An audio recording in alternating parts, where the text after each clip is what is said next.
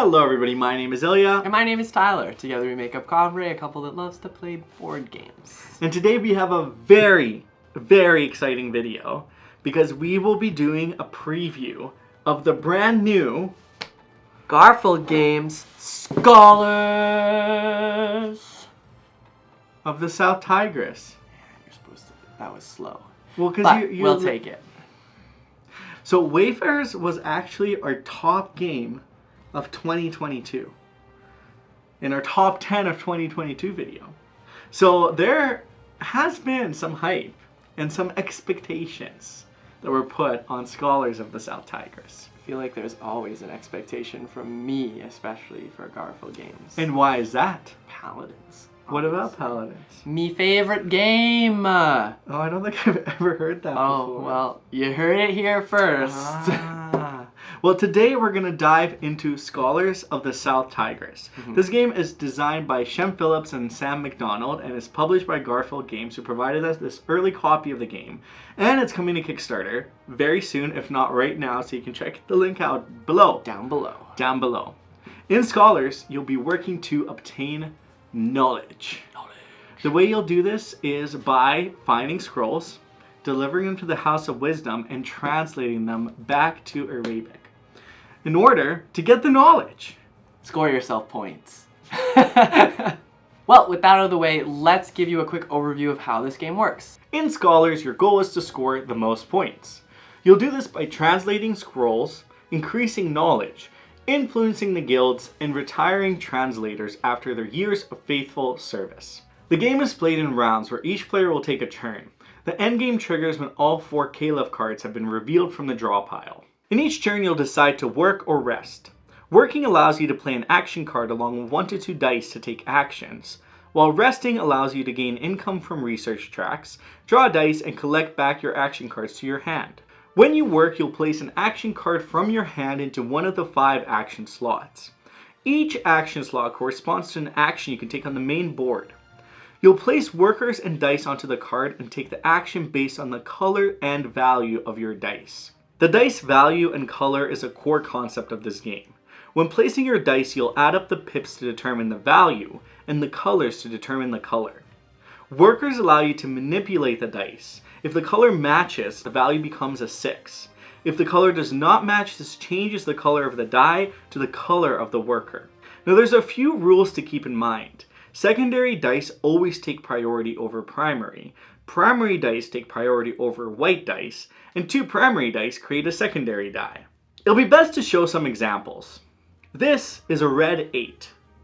This is a green 12. Here, it's a purple 10.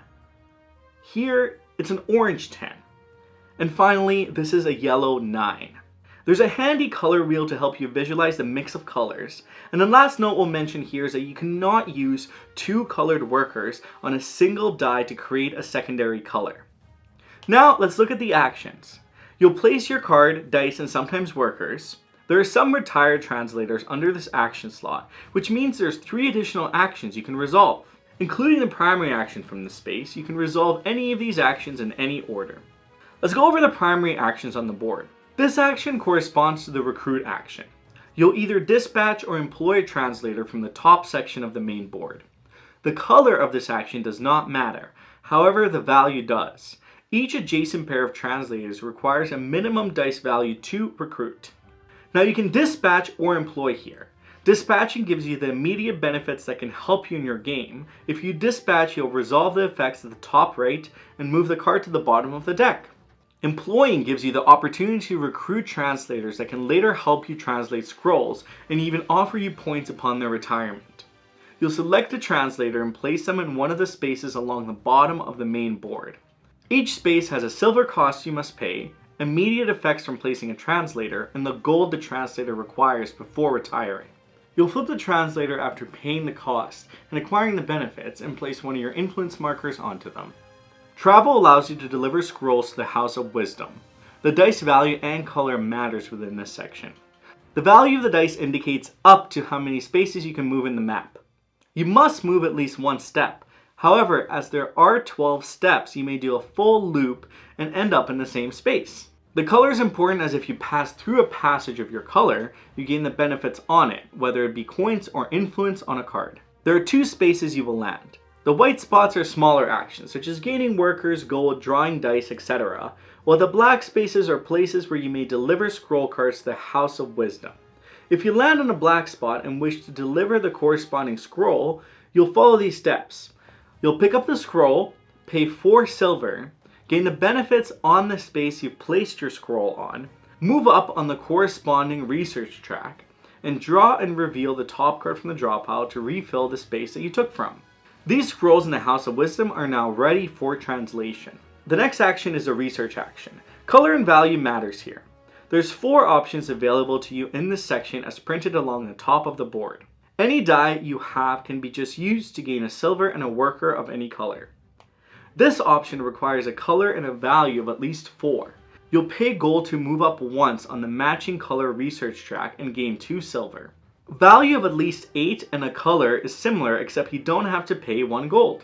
Now if your value is at least 10 and you have a color, you may pay up to 2 gold to move up twice and get 2 coins. When moving up on the research tracks, if you move into a transparent space, you'll gain the corresponding benefits immediately. The colored spaces have no immediate benefit, but they may take effect when you rest. You'll also notice victory points here associated with how high you get up on the research tracks. Finally, translate. This is where you can score significant points. The color here matters, but the value of the dice does not. You'll need to make a secondary color to match the guild you wish to translate from. Some scrolls are more difficult to translate, but you'll always want to translate to Arabic. Sometimes you'll just take multiple translations. There are multiple tiers that you will often have to work through to get to Arabic. However, some translators may be able to skip a tier or be able to speak more than just 2 languages. When translating, you'll first select a scroll in the guild that matches your color, then place 1 gold on each translator needed to translate the scroll to Arabic. You'll also pay a silver to the owner of each translator used. You'll then take the scroll and place it above your board, and in either order move up on the corresponding research track and take any immediate effects printed on the scroll. Finally, you'll slide up the scroll cards in the House of Wisdom to fill any empty spaces if needed, and retire any translators that have met their gold requirement. To retire the translator, you remove all the gold to the main supply, return influence, and the owner may tuck the translator under one of the 4 brown action slots on their player board. The first card you tuck is always free, but if you tuck more than 1, you'll pay a coin or gain a white die per card already there. Now instead of working and placing action cards, you may rest. If you rest, you'll first reveal the bottom scroll card, which will potentially replace a card in the map or the House of Wisdom or be discarded based on a few conditions. This essentially helps refresh and keep the flow of scrolls and information going. You'll then gain income. From left to right on your player board, you'll resolve the effects. These will include gaining white dice, workers, and activating the research tracks. On the research tracks, you'll only obtain the single highest space that your marker has reached. If your marker is on the transparent space, you'll take the benefits of the space below it. You'll notice the blue benefit always being taken, which grants you dice from the bag up to a certain amount based on your position on the track. After you've done this, you'll return all the dice to the bag and take all the action cards back to your hand. And that's all the actions you may take on your turn. Now in your scroll deck, there are Caliph cards. They're distributed in a way that you never quite know when you draw them, but they are spaced out to a degree. You also at the start of the game have the option to choose to have an epic or casual game, which will affect the length of your game. When one is drawn, you'll place it at the top right section of the board in the leftmost space. You'll resolve any events tied to that space and proceed by having each player select a space utilizing influence from the guilds. From left to right, the player who has control of the guilds will get to select an award, while everyone else who has a presence there will obtain a small consolation. Now when all 4 Caliph cards have been revealed, the game end is triggered. The round continues until every player has had equal turns, and then one final round is played. At the end of the final round, players will take gold, still on their employed translators, and move it to their supply. Now let's take a look at how victory points are tallied. You'll first calculate your dice sum, deducting your total amount of white dice from your amount of colored dice. The player with the lowest value places their player marker in the lowest position, and so on. So you'll want to slowly get rid of your white dice and claim as many colored dice as you can throughout the game. You'll add up the points from the dice sum, then you'll retire translators, any guilds you control at the end of the game, along with points on Caliph cards, victory points from the research tracks, and finally victory points from your scroll cards. You'll notice your starting scroll will have a conversion for coins to gold and gold to points, and as well as negative points if you have more than 6 white dice. You'll tally the points and the player with the most wins. Well, will you be the most wise? Will you translate the most scrolls? Will you have the most knowledge? The must knowledge. The must knowledge? Will you must the knowledge? Will you must incur? I don't know. Words are hard. Words are hard. But good thing we have translators. I see what you did there. Well, let's talk scholars. We're going to start by giving you some key standouts that we think this game really does a good job at. And we'll start with one of the obvious ones on my end. Okay, you get to start. Go. Yeah. What is it? This is pretty simple. Is like most Garphill games, especially the heavier ones, this is a game of tight resource management. You need to use your resources wisely. You need to figure out an engine that can build you those resources. And on top of that, there are so many different strategies that are existing within the plane of the game. So you've got to be able to adapt to what's in front of you and collect all of these things to be able to create yourself an engine that might veer you in a different direction. Yeah, the core of the game is definitely resource management. In your head, you're going to plan, I want to do this. So that means I need to have this. But in order to have this, I need to do this. So you're going to create almost like a flow chart that sometimes may get interrupted. Exactly. So it's always adapting to that flow chart of resource management, which is, like Tyler said, at the core of a lot of Garphill games. My next key standout, and I don't think any other game has this. If it does, maybe I'm wrong, comment down below. But the use of the color wheel in the dice placement and worker placement. And the actions you're allowed to take. Yeah, and the actions you're allowed to take. So when you play a card, you're going to play dice and sometimes workers. And the dice and workers and the colors of the dice together will give you a color and a value. And it's really cool because if you have 2 primary colors of dice, you can combine them. You have to combine them, or you have to combine them in order to get that secondary color. Now, if you want to change a color, you can place a worker to change the color. And there's just a lot of layers around that, which make it really exciting, and I've never seen it before. But part of it is figuring out, I really need a green die, and that die needs to have a value of 8 or higher. I didn't have a good roll, so I need to get workers. I also need to find a way to get a yellow die or a yellow worker to make sure I can pair it with this blue to get the green. And it's just a lot of layers, and I like the little assisting diagram of the color. Yeah.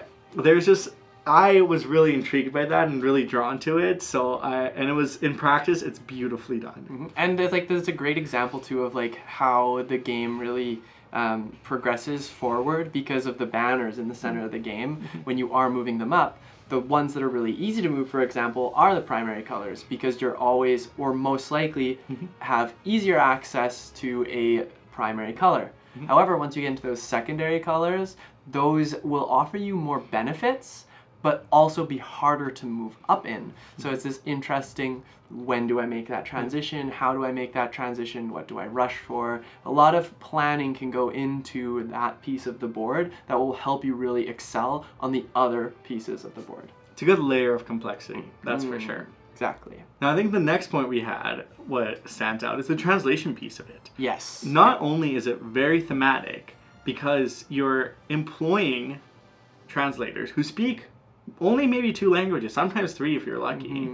But then you also have to find the scroll of that language and work your way through tiers of languages in order to translate it back to Arabic, which is what your goal is. Yes, yeah. And the cool thing about that is you can use however you feel, so you can go through all of these different translators to help you get to the spot. I mean, it costs resources, so you usually, I would say, maybe max use 3 from my experience of the game. You can't backtrack either. Yeah, and you can't like use another translator or translator twice. So there are ways to maybe just use 1 translator, but it is really neat to see the like the translation actually go through the steps, and you can strategically plan for it. Obviously, you want the translators to be on or part of your team, so you don't have to pay them more. I want to pay Tyler's translators. Exactly. Mine are the best in the business. Yeah. So there is like this give and take of that when it comes to the translation. And although when I first saw the translation, it seemed a little complex, once you see that like straight arrow diagram of the languages that can translate to another language, that can go to another, can go to another, it makes so much sense. And then the flow just kind of like naturally happens, which I really, really appreciated about it. Speaking of natural flow, I think the next point is the thematic integration of this game. Yes. I will say that this is the most thematic Garphill game that I have played. Yeah, I think I would actually agree with you. Yeah. Because everything you're doing, like your actions, you're either dispatching translators or employing them. Then you're actually looking for scrolls of knowledge and you're delivering them to the House of Wisdom. And then you're utilizing the House of Wisdom and your translators to translate the scrolls and get your points. Yeah. And the translators that you pay eventually retire and give you points as well. So there's just layers upon layers of thematic integration, and I think they've done a remarkable job in this game with it, because I love theme, and I was drawn from the start. I was brought in right away, and it was very fun to play this. Yeah, I think the major thing for me and how well the theme is presented in this game is the fact that this is a very heavy game. Don't get me wrong, it's a tough game to play. It's got some meat to it, but the theme itself and the way that it fits into the game just helps the game run smoothly, and it doesn't feel as heavy because of that. And that's something that like I think should be praised. So yeah. So now with some of the key standouts out of the way, let's jump into some considerations or some of the questions that came up with us particularly before and after we played the game, and dive a little bit through them. Well, and maybe they're going to come up for you too. Maybe they're a decision point in whether or not you're going to play this game. Especially if you've played other Garphill games, this might help alleviate some of the considerations that we had coming into this game. So you've watched our overview, you've seen us talk for a little bit. The question you may be wondering is there too many mechanics in this game? Yeah, is there just too much going on? Because there's a little bit of bag building, there's area control, there's hand management, there's resource manipulation, there's worker placement, there's dice manipulation. placement. Yeah, there's honestly a little bit of everything. If you name a mechanic, it's likely in this game. Yeah. So is it too much? No, I don't think so. I think this comes back to our first point. Is the theme makes so much sense in this game, and because they've done such a good job with the theme, the incorporation of the actions just make it seem so like cohesive. I think for bag building, for example, like we say that as if it's a major mechanic, and yes, it is a mechanic that you're going to come across in the game because you will be putting dice into your bag. Is it something that is going to be an overpowering presence in the game? No, because at the end of the day, you're just using it to store dice and take dice out. And that only happens when you rest. Sometimes you rest a lot. When you see a specific action on the board, which is very clear and presentable throughout the game.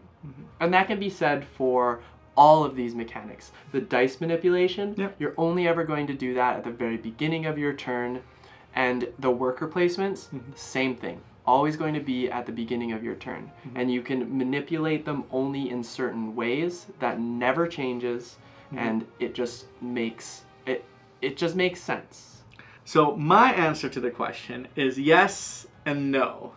I do think it is a lot of mechanics, but as somebody who has played so many different board games, I love it. Because it's a sprinkle. It's a little bit of fun everywhere, and it reminds me of a lot of things I love, and it brings a lot of joy to me. But obviously, if you're teaching this to somebody who hasn't played a lot of board games, it can feel like a lot. It can be. And I know there's a few friends that I don't think it'd be the great idea to introduce it to right away. Like I feel like we'd have to play some Architects, play some other games, to kind of work our way up to this game so that they can have the best experience playing this game.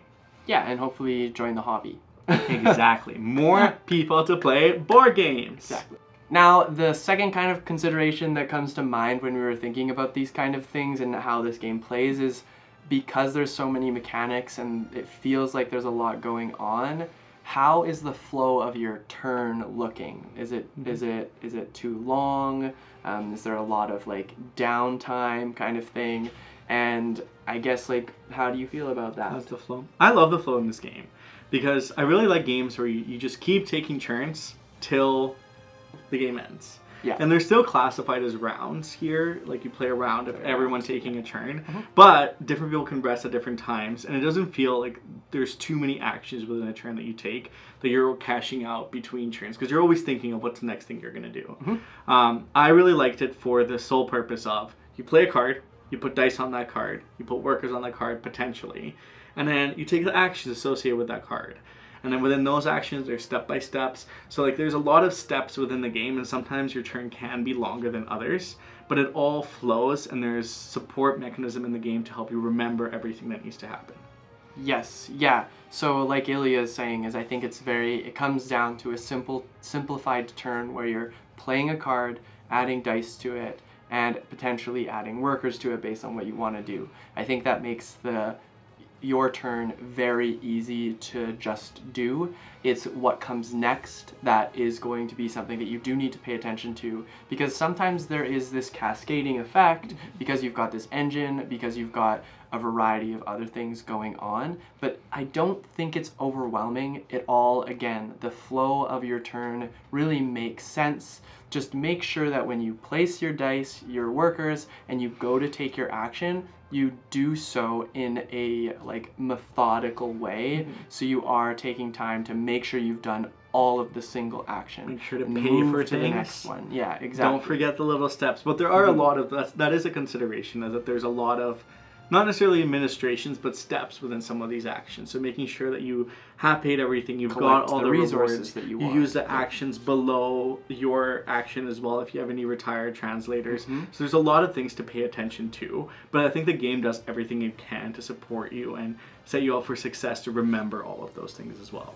And it does a good job at it. So I would say that the flow of your turn seems pretty straightforward once you really get into it. And then to the point of, does that mean there's a lot of downtime? I don't think so. There's not a whole lot of player interaction that ends up happening on your turn per se, so you do have that time to like plan for your next turn. The only possible player interaction that comes to my mind is having your scroll taken from you by somebody translating it, having a translator retire faster than you had thought, or just like these smaller things that would have naturally just happened at some point anyways. And I don't think it's not like a take that kind of thing. So I think that brings to our last consideration and question, and that is, what is the complexity of this game? What would you compare it to? How complex is Scholars of the South Tigris? Yeah, I go back and forth with this question a lot, and we had a discussion on our Discord channel about it. I can't decide whether or not this is heavier than Paladins or not. On BGG, it says that it is. And I don't know if I agree yet, but I have to play it a couple more times. Overall, though, this game is of like high complexity.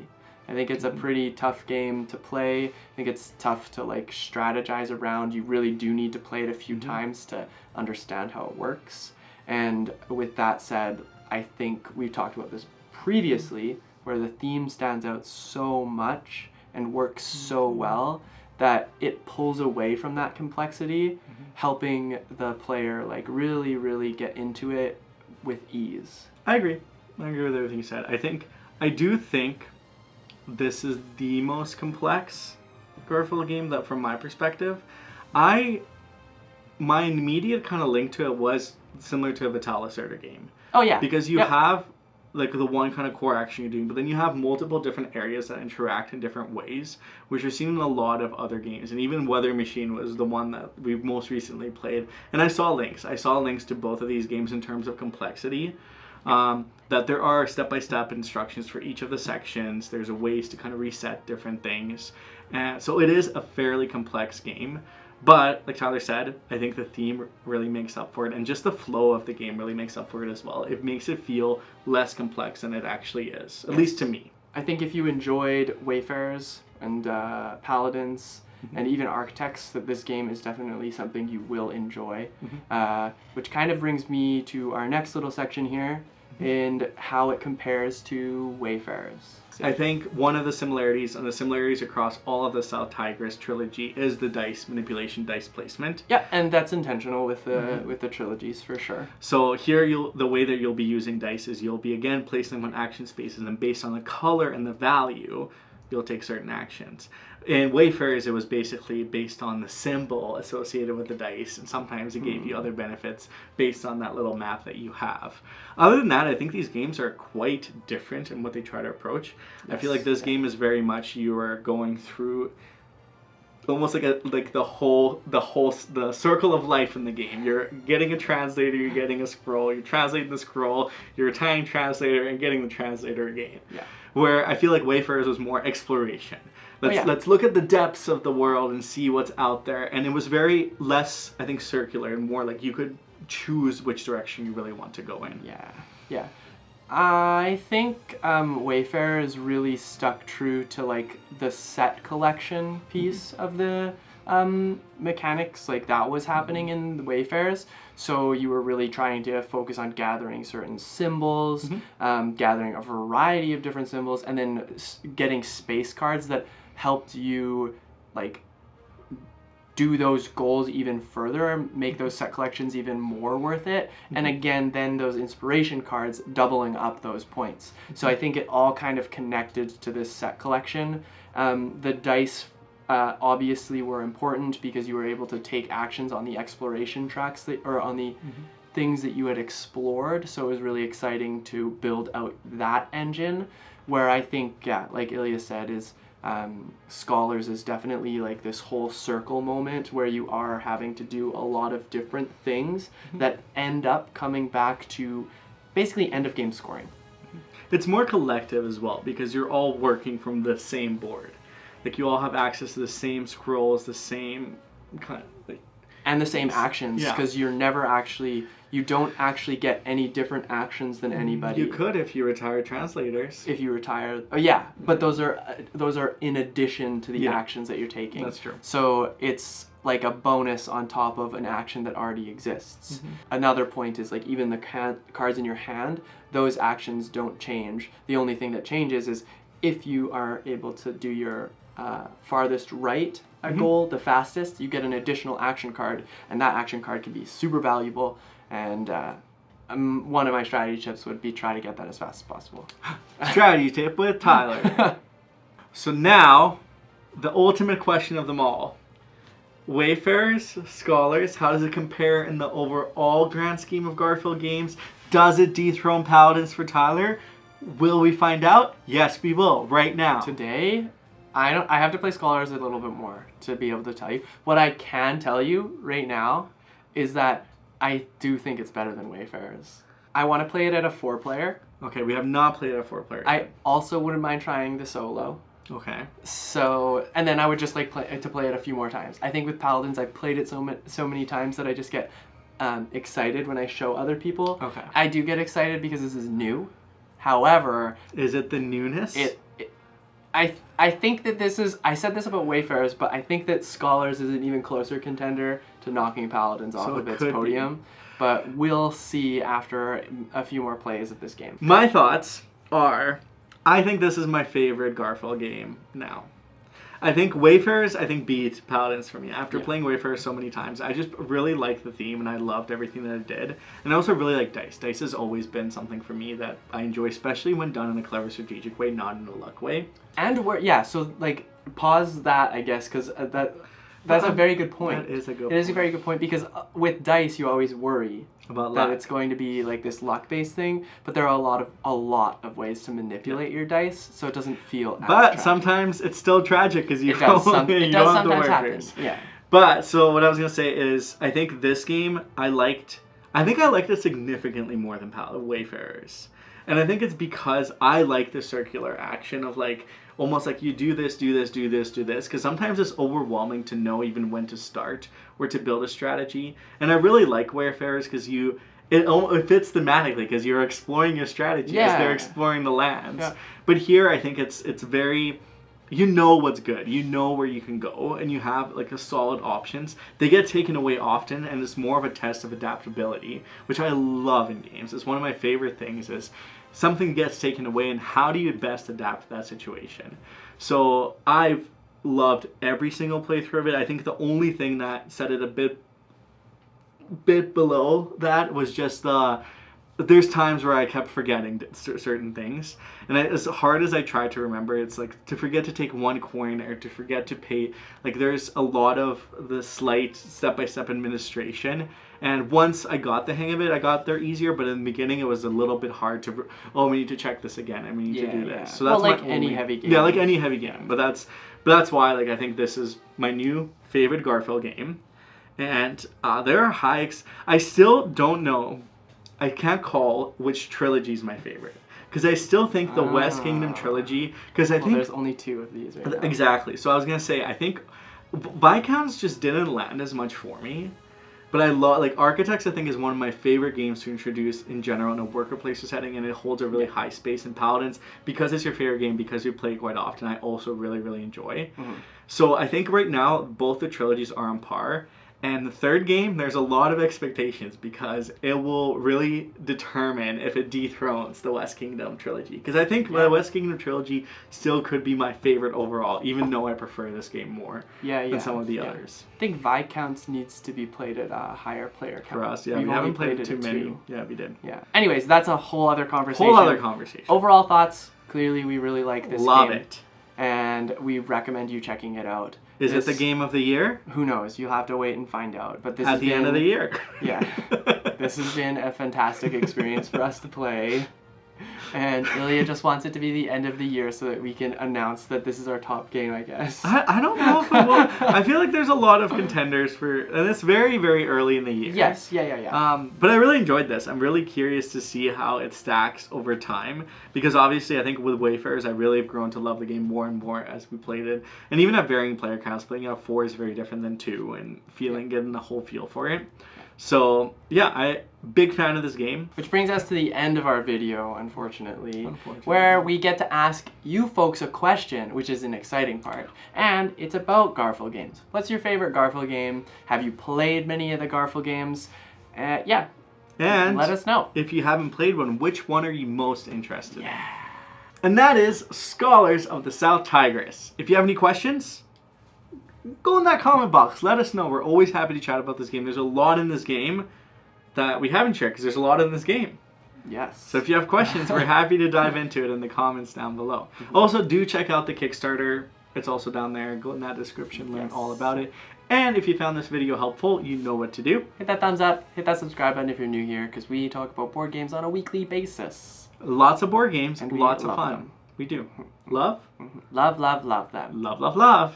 Well, thank you so much for watching. We hope you have a wonderful rest of your day. Until next time, bye.